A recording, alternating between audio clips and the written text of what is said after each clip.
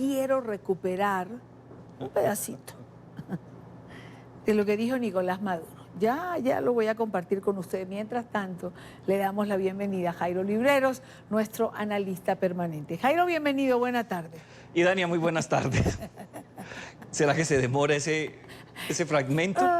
Ya viene, porque recién que lo acabamos de pedir. Así que, vamos, lo tienen.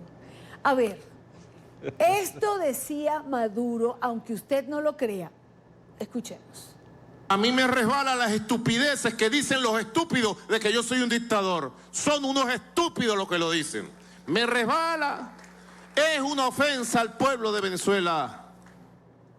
No se meta con el pueblo de Venezuela. No insulte al pueblo de Venezuela. Eso está aparte. No se rían nuestros camarógrafos aquí. A ver, Jairo, nos han calificado de estúpidos. Y Dania, son las ¿O hay o ironías. no hay una dictadura en Venezuela? Yo creo que está absolutamente claro que hay una dictadura. No solamente se trata que 56 países consideren actualmente al gobierno de Miraflores una dictadura, tampoco se trata que los principales organismos de inteligencia, foros internacionales, cortes igualmente, consideren que el señor Maduro es un dictador que está involucrado además en violaciones a los derechos humanos, en infracciones muy delicadas por cuenta de las torturas, persecuciones y por la disposición que tiene en estos momentos de cooptar las tres ramas principales, por lo menos de la teoría tradicional del poder público. Igualmente hay que tener en cuenta algo, Idania, él es un dictador, él no es el presidente, o como dicen en algunos países, el jefe de Estado. Él no representa la dignidad y mucho menos el pueblo venezolano. Él trata de decir que ciertos tipos de comentarios a nivel internacional, cuando lo tildan a él de dictador, de un hombre que está por fuera del ordenamiento internacional y de la democracia, de ser usurpador, están afectando al pueblo. No nos equivoquemos con eso. Solamente el jefe de Estado legítimamente reconocido por la comunidad internacional representa la dignidad y el pueblo. En el caso de Venezuela, en el caso de Miraflores, él representa simple y llanamente una de las facetas más oscuras que la historia republicana de América Latina lamentablemente tiene que vivir. Jairo, ¿trascendencia del Foro de Sao Paulo alguna? Lo que acaba de terminar en Caracas. Menos 15%, nada, no tiene nada que ver, no es importante, es una cifra que no tiene la más mínima relevancia. Quizás nos permite a nosotros entender dos cosas. De un lado, que en algún momento el Foro de Sao Paulo intentó garantizar que con sus ideas de socialismo del siglo XXI, de ideas que han sido no solamente derrotadas ideológicamente, sino que han demostrado durante los últimos años su incapacidad de garantizar los derechos humanos, el bienestar de la sociedad y de manera particular el crecimiento y el desarrollo económico de los pueblos. En su momento llevaron a diferentes mandatarios que tuvieron la idea o por lo menos el plan o el proceso de creer que podían conquistar vía electoral los diferentes gobiernos en América Latina para convertir esta región en un umbral del socialismo. No lo lograron. Hoy día simple y llanamente nos recuerda lo peligroso que es el socialismo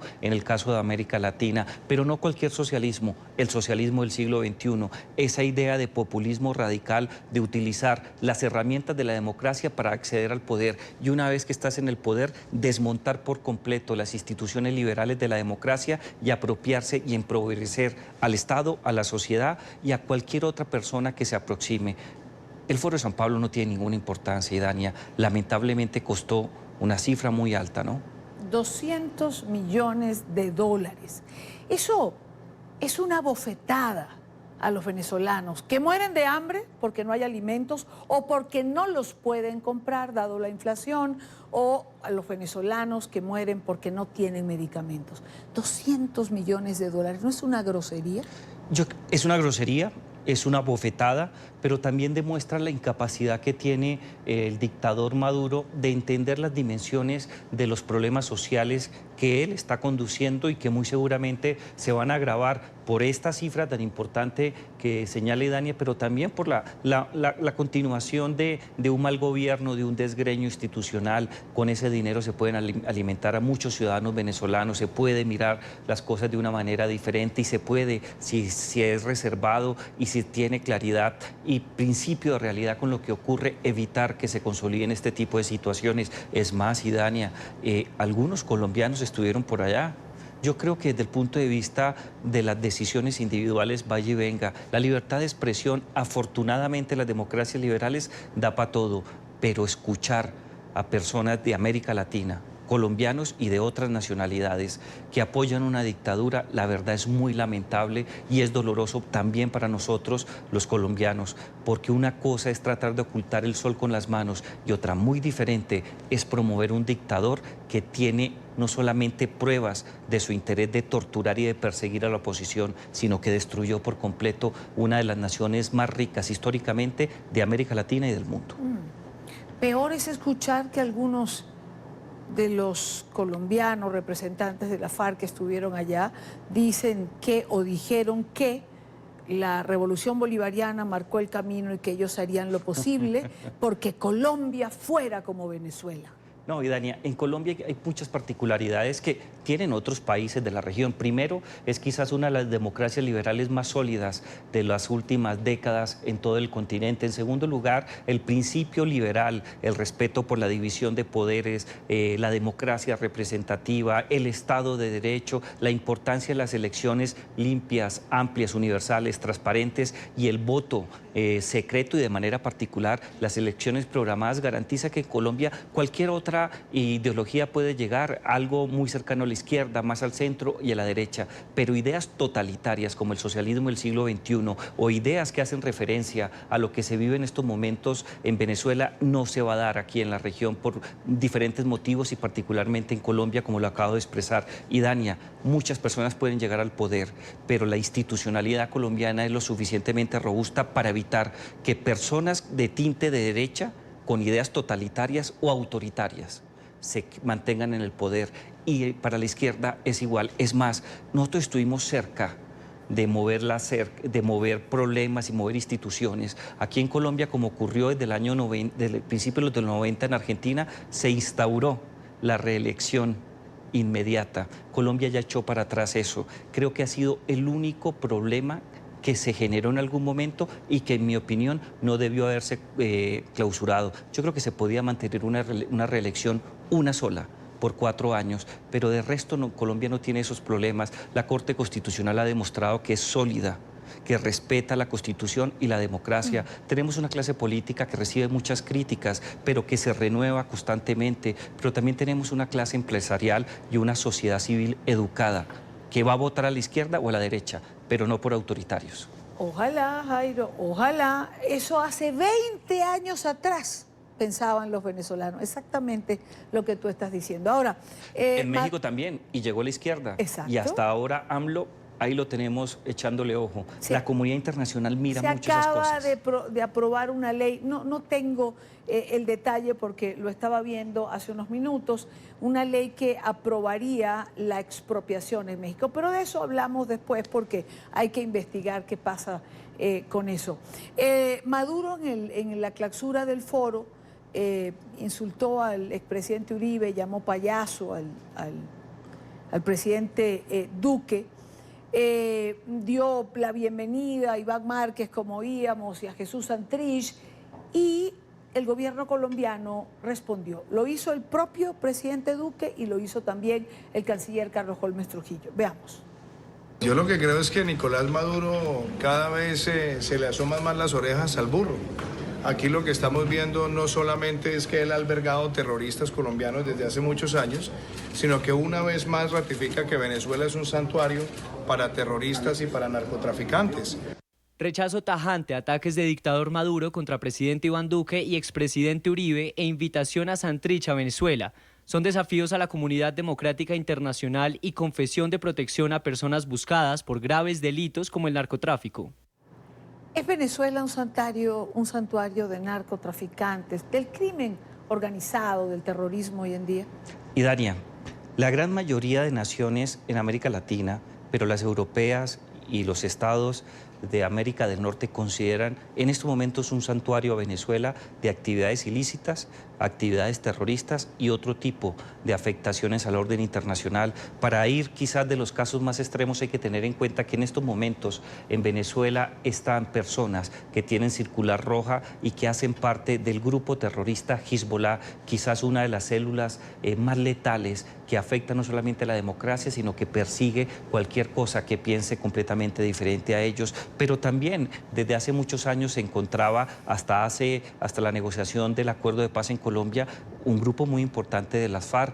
Todavía existen ya las disidencias en estos momentos que duermen por la noche en Venezuela, cruzan la frontera, matan policías, soldados, secuestran, adelantan hurtos, actividades y atentados terroristas y se van a dormir tranquila y plácidamente a Venezuela. En estos momentos existe información clasificada de inteligencia que se ha dejado filtrar a diferentes medios de comunicación de la presencia de grupos del ELN y de los principales cabecillas que en estos momentos están tranquilamente en su refugio natural que se llama Venezuela. Pero también hay células de narcotráfico, algunas que trabajan en Colombia, pero también carteles de la droga mexicanos que en estos momentos aprovechan la sin salida que tiene Venezuela para dormir tranquilamente, corromper a la fuerza pública y adelantar sus actividades criminales.